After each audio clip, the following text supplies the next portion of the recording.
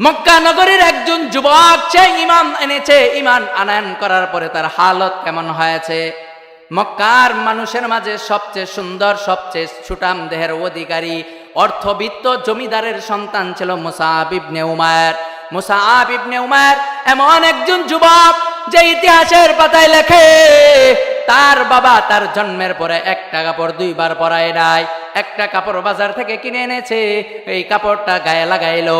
গায়ে লাগানোর পর যখন গোসল করতে গেল বা ঘুমাইতে গেল, এই যে ঘুমানোর সময়, গোসলের সময়, কোনো অনুষ্ঠানে যাবে, এই সময় কাপড়টা খুলেছে, আর তার জীবনে এই কাপড়টা দ্বিতীয়বার পরে নাই। তাহলে বুঝলে বলেন সে কি গরিবের সন্তান? একবার পরার পর আর পড়ছে না, সে কি গরিবের সন্তান? এমন একজন যুবক ছিল মুসআব ইবনে উমাইর।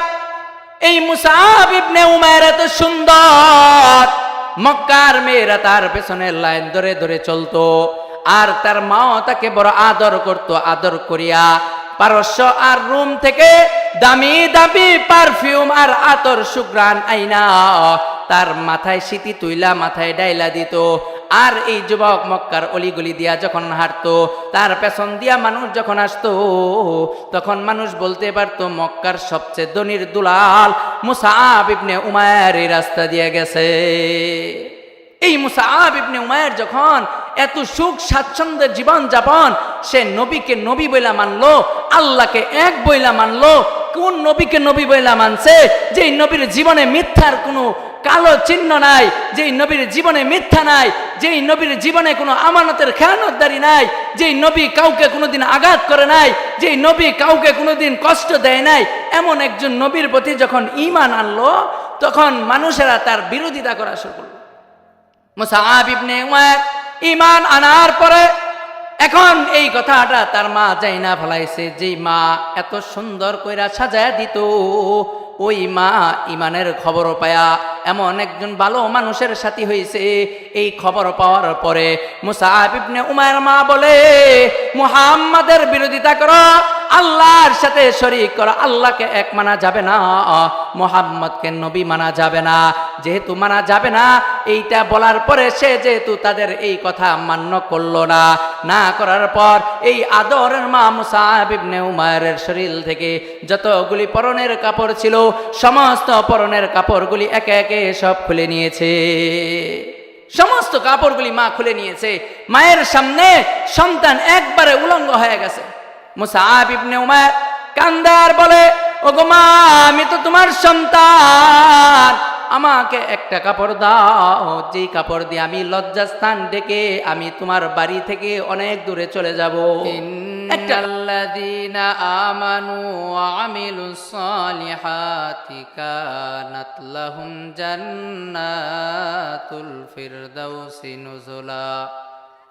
قال النبي صلى الله عليه وسلم الدنيا سجن المؤمن وجنة الكافر أو كما قال النبي صلى الله عليه وسلم صدق الله العظيم صدق رسوله النبي الكريم ونحن على ذلك من الشاهدين والشاكرين والحمد لله رب العالمين। दुनिया में हो दुनिया की तलबगार नहीं हो, दुनिया में हो दुनिया की तलबगार नहीं हो, बाजार से गुजर हो खरीदार नहीं हो, बाजार से गुजर हो खरीदार नहीं हो। दुनिया में जो कुछ है सब दुनिया के लिए है, दुनिया में जो कुछ है सब दुनिया के लिए है, हमारे लिए इस दुनिया में कोई चीज़ नहीं है, हमारे लिए इस दुनिया में कोई चीज़ नहीं है।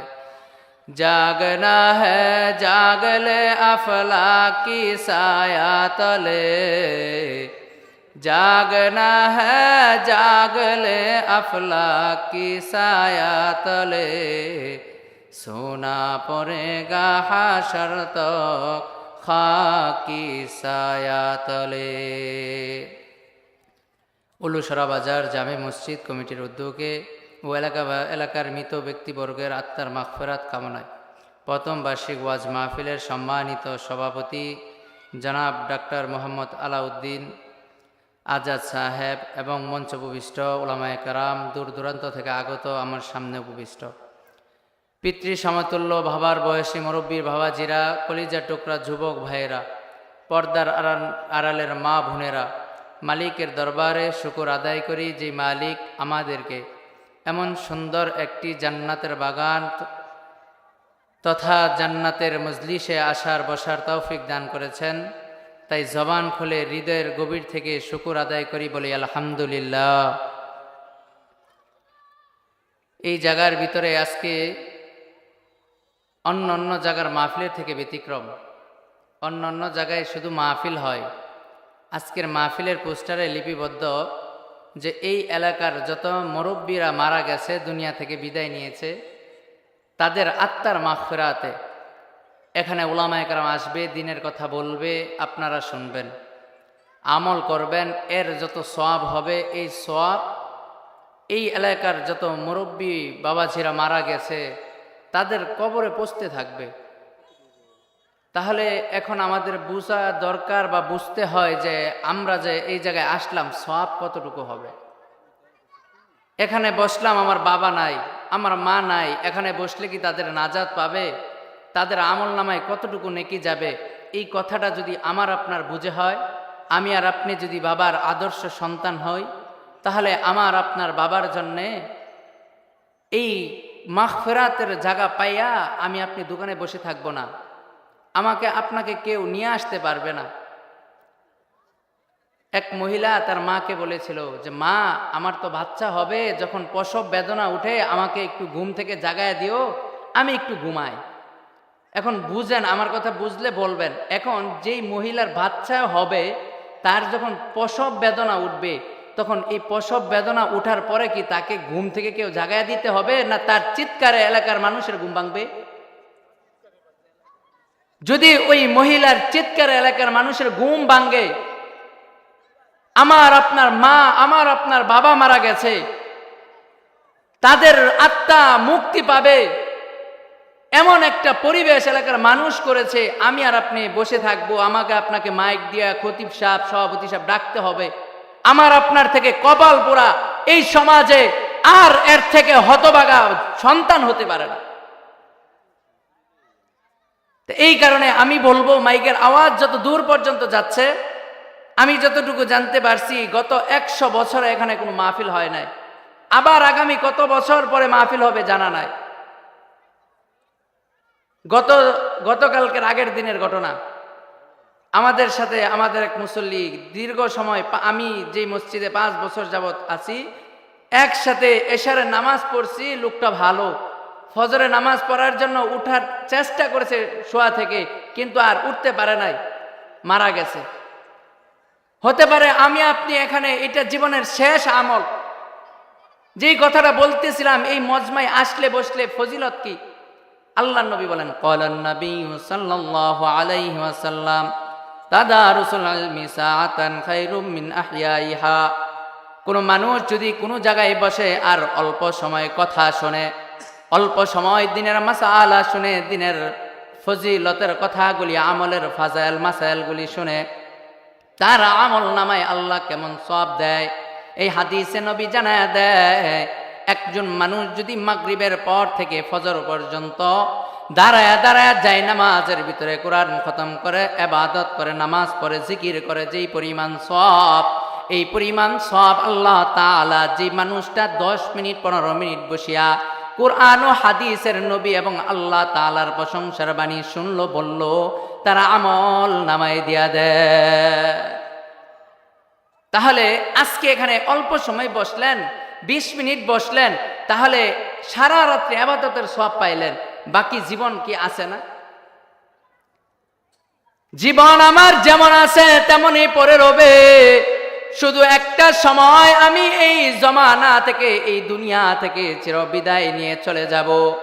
একদিন আমার বাবা আমার দাদাও এই জমিনে বড় দাপট নিয়ে চলতো, যাদের সামনে মানুষ জুতা পরে হাঁটতে পারতো না, যাদের চোখে চোখে চোখ রেখে কথা বলতে পারতো না, আজকে ওই মানুষগুলি মাটির নিচে শুয়ে আছে। আজকে কত আধুনিক হয়েছে, আধুনিক হতে হতে এমন একটা পর্যায়ে চলে গেছে, আমার আপনার দেশ থেকে হাজার হাজার মাইল দূরে একটা মানুষ থাকে, আমি আর আপনি এখানে বসে বসে তাকে দেখে দেখে কথা বলতে পারি, কিন্তু একবারও আমি আপনি চিন্তা করলাম না বাড়ির পাশে 3.5 হাত মাটির নিচে যেই বাবা আর মাকে দাফন করে আসলাম, ওই মা আর বাবাকে 3.5 হাত মাটির নিচে কি অবস্থায় আছে আজও তার কোনো খবর পাইলাম না। আমি আপনি মুসলমান হয়ে গেছি, এই বিশ্বাস যাদের আছে, আমি আপনি আল্লাহকে বিশ্বাস করি এক বলে, নবী মুহাম্মদ আরবিকে শেষ নবী বলে মানি, আমি আপনি মুসলমান। আমি আপনি মুসলমান, এই ঈমান আনয়ন করলাম। ঈমান আনয়ন করার পর আমি আর আপনি যদি কিঞ্চিত আমল করতে পারি, তাহলে আমি আপনি হয়ে যাব জান্নাতি। এই কথাটাই আল্লাহ তাআলা কোরআনের ভিতরে জানায় দিয়েছেন, ইন্নাল্লাযীনা আমানু, যারা ঈমান আনয়ন করলো, ওয়া আমিলুস সালিহাত,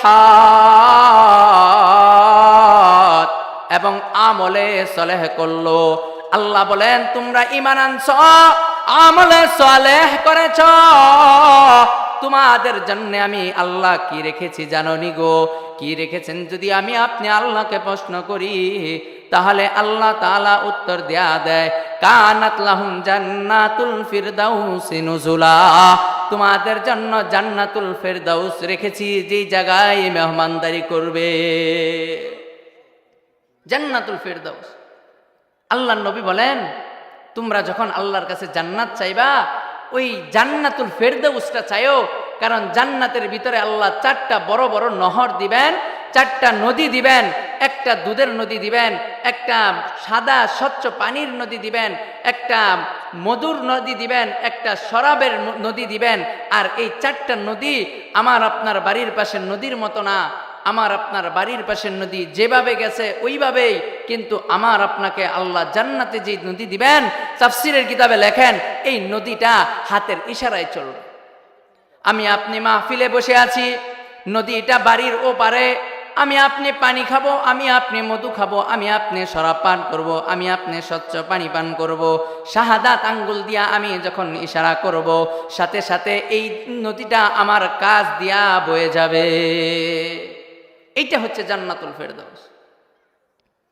তাহলে 2টা আমল যদি আমার আপনার থাকে, তাহলে জান্নাতুল ফেরদাউস দান করবেন। 1 নাম্বার ঈমান, 2 নাম্বার আমলে সালেহ। তাহলে আমাদের তো ঈমান সবার আছে না? ঈমান নাই? আমরা সবাই ঈমানদার না? আচ্ছা, তাহলে আমলে সালেহ। এখন প্রশ্ন হলো আমি আর আপনি কতটুকু আমল করব? আমাকে আপনাকে কতটুকু আমল করতে হবে? আল্লাহ তাআলা আয়াতের ভিতরে জানায় দেয়, ওয়ামা খলাকতুল জিন্না ওয়াল ইনসা ইল্লা লিয়াবুদুন, আমি আল্লাহ মানুষ আর জিন জাতিকে বানাইছি আমলের জন্য, নেক আমলের জন্য, আমার দাসত্ব করবে। এখন আমি আর আপনি যদি আল্লাহকে প্রশ্ন করি, ওগো আল্লাহ, আপনি মানুষ বানাইলেন, জিন বানাইলেন আপনার ইবাদত করার জন্যে, আমি মানুষ হইয়া আপনার কতটুকু দাসত্ব আর ইবাদত করব? আল্লাহ তাআলা সূরাতুল মুলকের 2 নম্বর আয়াতে জানায়া দেয়, আল্লাযী খালাকাল মাউতা ওয়াল হায়াতা লিয়াবলুয়াকুম আইয়ুকুম আহসানু আমালা, আমি জীবন বানাইলাম, মৃত্যু বানাইলাম মানুষকে পরীক্ষা করার জন্যে। আহসানু আমালা, কে সুন্দর আমল করে। আহসান অর্থ হচ্ছে সুন্দর, আর আকসার, আলিফ কাফ থা র, আকসার, আকসার অর্থ হচ্ছে বেশি। আল্লাহ বলে নাই আকসার আমালা, আল্লাহ বলেছে আহসানা আমালা। আল্লাহ তাআলা বলেন আহসানু আমালা, যদি তোমার সুন্দর আমল থাকে তাহলে আমার কাছে তুমি গ্রহণযোগ্যতা পাওয়া যাবা, আমার কাছে তুমি পছন্দের পাত্র হয়ে যাবা। এখন এই যে আমার আপনার আমলটা সুন্দর হবে, কিভাবে সুন্দর হবে? নবী আলাইহিস সালাতু ওয়াস সালাম একটা হাদিসের মাধ্যমে জানায় দেয় আমার আপনার আমলটা কোন কারণে, কোন জিনিসটা থাকলে সুন্দর হবে। আল্লাহর নবী জানায় দেয় আখলিস দীনাকা ইয়াকফিকাল আমালুল কলিল, আমার আপনার আমলটা অল্প হোক, কিন্তু এই আমলটা হতে হবে একমাত্র কার জন্যে? আমার আপনার আমল অল্প, কিন্তু যদি এটা হয় আল্লাহর জন্যে, তাহলে আমার আপনার এই আমলটা পরকালে নাজাতের উসিলা হয়ে যাবে। অতএব কোনো আমলকে ছোট মনে করে ছাড়তে নাই, কোনো গুনাহকে ছোট মনে করে করতে নাই। তাহলে সাধারণ ভাষায় বুঝলাম আমল করা, আমলটা সুন্দর হতে হবে, অল্প হোক সমস্যা নাই, কিন্তু সুন্দর আমল হতে হবে। আর দুনিয়াতে যত ভালো কাজ আছে নবীর তরিকা অনুযায়ী করলে সমস্ত কাজগুলি হলো ভালো, কাজগুলি হলো নেক আমল। তাহলে এক নাম্বার আমি আপনি পাইলাম ঈমান, দ্বিতীয় নাম্বার নেক আমল। এখন আসেন ঈমান কারে কয়? ঈমান যারা আনছে কেমনে আনছে? আমি আপনি ঈমান পায়া গেছি কত আসানের সাথে। আমার দাদা মুসলমান, বাবা মুসলমান, আমিও মুসলমানের ঘরের মুসলমান। কিন্তু যেই সময় নবী এক আল্লাহর দাওয়াত দেয়, যেই সময় পৃথিবীর মাঝে আল্লাহকে মানার মতো কেউ নাই, এমন একটা সময় যেই সময় আল্লাহকে কেউ আল্লাহ বলে স্বীকার করতে চায় না। কেউ বলে আল্লাহ একজন মালিক, প্রধান, তিনাকে প্রধান হিসাবে মানি, কিন্তু তার সহকারী হিসাবেও অনেককে মানি। কিন্তু আল্লাহ বলেন কুল হুয়াল্লাহু আহাদ, আমি আল্লাহ এক, আমার সাথে কাউকে আমি শরীক করা, সাথে জুগানো, সাথে মিলানো পছন্দ করি না। কেউ আছে লক্ষ লক্ষ কোটি কোটি দেব দেবী মানে, আল্লাহকে এক বলে কেউ মানে না। আবার কেউ আছে আল্লাহকে, আল্লাহর সাথে আল্লাহর বিবি স্থাপন করে, আল্লাহর সাথে সন্তানের স্থাপন করে, সন্তান দাবি করে। কিন্তু আল্লাহ সূরাতুল ইখলাসের ভিতরে তিনার পরিচয় দলে তুলে বলেন কুল হুয়াল্লাহু আহাদ আল্লাহুস সামাদ লাম ইয়ালিদ ওয়া লাম ইউলাদ ওয়া লাম ইয়াকুল লাহু কুফুয়ান আহাদ। আমি আল্লাহ এক, আমার কোনো সন্তান নাই, আমি কাউকে জন্ম দেই নাই, কেউ আমাকে জন্ম দেয় নাই, আমাকে কেউ লালন পালন করে নাই, আমার মা বাবা নাই, আমার বিবি বাচ্চা নাই। তাহলে বুঝে থাকলে বলেন, যেই ব্যক্তি, যেই জাত, যেই সত্তার মাও নাই, বাবাও নাই, সন্তান নাই, বিবিও নাই, তিনি কিন্তু মহান মালিক। তিনি হলেন রাজ্জাক, তিনি হলেন রহমান, তিনি হলেন রহিম। তিনার দয়া, তিনার মায়া, তিনার যত অর্থ সম্পদ আছে সবগুলি কার? এই সবগুলি কার? আল্লাহর আছে। কিন্তু এই আল্লাহর তো খাবারের মতো সন্তান নাই, উত্তরাধিকারী কেউ নাই। এইগুলি কাকে দিবে? আমাকে আর আপনাকে, মুমিনকে আল্লাহ দিবে। এই ঈমান আনয়ন করার কারণে আমরা আল্লাহর বিশেষ বান্দা হয়ে গেলাম। কোরআনের ভিতরে আল্লাহ তিন ভাবে মানুষকে সম্বোধন করেছে। একবার মানুষকে নাস বলে সম্বোধন করেছে, তখন আল্লাহ তাআলা মানুষের সামনে হেদায়েতের আলোচনা করেছেন। ওই জায়গায় ইয়া আইয়ুহান নাস বলে আল্লাহ ডেকেছেন। শুধু মানুষ বলে সম্বোধন করেছেন, নারী পুরুষ, ছোট বড়, জোয়ান বুড়া, কাফের বেঈমান মুসলমান সবাইকে আল্লাহ সম্বোধন করেছেন নাস বলে। তারপর আল্লাহ আবার মানুষকে দুইটা দলে বিভক্ত করেছেন। একটা দল হলো ঈমানদারকে ইয়া আইয়ুহাল্লাযীনা আমানু, মুমিন বলিয়া, আরেকটা দলকে আল্লাহ ইয়া আইয়ুহাল কাফিরুন, কাফের বলিয়া বিভক্ত করেছে। আর মানুষের মাঝে দুইটা দলের মাঝে সবচেয়ে পছন্দের হলো আল্লাহর কাছে ঈমানদার। কেমন পছন্দ? যে একজন মানুষ সূর্য ওঠার পর থেকে সূর্য ডুবা পর্যন্ত একবার সে খেয়ালে বেখেলে যেভাবেই হোক আল্লাহ বলবে। এই মানুষটা যতক্ষণ আছে, এই মানুষটা থাকলে আসমান থাকবে, এই মানুষ থাকলে জমিন থাকবে। আর যদি এমন একজন মানুষ না থাকে, যদি 100 বছরের জমিদার হয়, 1000 বছরের জমিদার হয়, তার মতো এমন জমিদারের জন্য আল্লাহ 1 সেকেন্ডও এই দুনিয়াকে টিকিয়ে রাখবে না। আল্লাহ আমাদেরকে এমন দামি কইরা বানাইছে। মক্কা নগরীর একজন যুবক সে ঈমান এনেছে। ঈমান আনয়ন করার পরে তার হালত কেমন হয়েছে? মক্কার মানুষের মাঝে সবচেয়ে সুন্দর, সবচেয়ে সুঠাম দেহের অধিকারী, অর্থবিত্ত জমিদারের সন্তান ছিল মুসআব ইবনে উমাইর। মুসআব ইবনে উমাইর এমন একজন যুবক যে ইতিহাসের পাতায় লেখে তার বাবা তার জন্মের পরে একটা কাপড় 2 বার পরায় নাই, একটা কাপড় বাজার থেকে কিনে এনেছে, এই কাপড়টা গায়ে লাগাইলো, গায়ে লাগানোর পর যখন গোসল করতে গেল বা ঘুমাইতে গেল, এই যে ঘুমানোর সময় গোসলের সময় কোনো অনুষ্ঠানে যাবে এই সময় কাপড়টা খুলেছে, আর তার জীবনে এই কাপড়টা দ্বিতীয়বার পরে নাই। তাহলে বুঝলে বলেন সে কি গরিবের সন্তান? একবার পরার পর আর পড়ছে না, সে কি গরিবের সন্তান? এমন একজন যুবক ছিল মুসআব ইবনে উমার। এই মুসআব ইবনে উমার এত সুন্দর, মক্কার মেয়েরা তার পেছনে লাইন ধরে ধরে চলতো, আর তার মাও তাকে বড় আদর করত। আদর করিয়া পারস্য আর রোম থেকে দামি দামি পারফিউম আর আতর সুগ্রান আইনা তার মাথায় সিটি তুইলা মাথায় ডাইলা দিত। আর এই যুবক মক্কার অলিগলি দিয়া যখন হাঁটতো, তার পেছন দিয়া মানুষ যখন আসতো, তখন মানুষ বলতে পারতো মক্কার সবচেয়ে ধনীর দুলাল মুসআব ইবনে উমার এই রাস্তা দিয়ে গেছে। এই মুসআব ইবনে উমার যখন এত সুখ স্বাচ্ছন্দ্যের জীবন যাপন, সে নবীকে নবী বইলা মানলো, আল্লাহকে এক বইলা মানলো। কোন নবীকে নবী বইলা মানছে? যেই নবীর জীবনে মিথ্যার কোনো কালো চিহ্ন নাই, যেই নবীর জীবনে মিথ্যা নাই, যেই নবীর জীবনে কোনো আমানতের খেয়ানতদারি নাই, যেই নবী কাউকে কোনোদিন আঘাত করে নাই, যেই নবী কাউকে কোনোদিন কষ্ট দেয় নাই, এমন একজন নবীর প্রতি যখন ঈমান আনলো, তখন মানুষেরা তার বিরোধিতা করা শুরু করলো। মুসআব ইবনে উমার ঈমান আনার পরে এখন এই কথাটা তার মা যাই না ফলাইছে, যেই মা এত সুন্দর কইরা সাজায়া দিত, ওই মা ইমানের খবর পায়া এমন একজন ভালো মানুষের সাথী হয়েছে। এই খবর পাওয়ার পরে মুসআব ইবনে উমার মা বলে, মুহাম্মাদের বিরোধিতা করো, আল্লাহর সাথে শরীক করো, আল্লাহকে এক মানা যাবে না, মুহাম্মদকে নবী মানা যাবে না। যেহেতু মানা যাবে না এইটা বলার পরে সে যেহেতু তাদের এই কথা মান্য করলো না, না করার পর এই আদরের মা মুসআব ইবনে উমারের শরীর থেকে যতগুলি পরনের কাপড় ছিল সমস্ত পরনের কাপড়গুলি একে একে সব খুলে নিয়েছে। সমস্ত কাপড়গুলি মা খুলে নিয়েছে। মায়ের সামনে সন্তান একবারে উলঙ্গ হয়ে গেছে। মুসআব ইবনে উমার কান্দার বলে, ওগো মা, আমি তো তোমার সন্তান, আমাকে একটা কাপড় দাও, যেই কাপড় দিয়ে আমি লজ্জাস্থান ডেকে আমি তোমার বাড়ি থেকে অনেক দূরে চলে যাব। একটা কাপড় দাও। এই একটা কাপড়ও মুসআব ইবনে উমার পায় না।